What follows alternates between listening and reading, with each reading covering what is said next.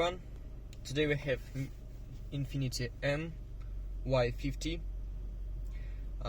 28 year.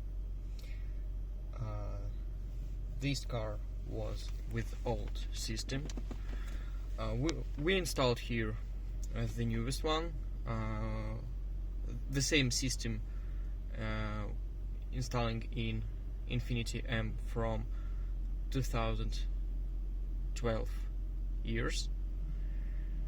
Well, as you can see, the system is absolutely working. Here you can change the language.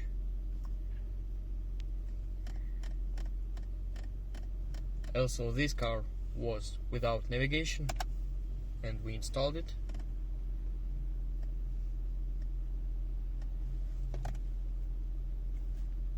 Choose the road and you can go. Here installed the display with high resolution and the touch screen.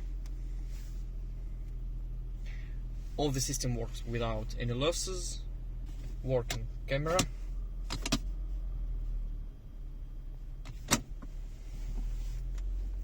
If you own the same car and you want to upgrade your system, it doesn't matter without navigation or with, or you live in Europe and you have Infiniti from American domestic market, just contact us and we will help you.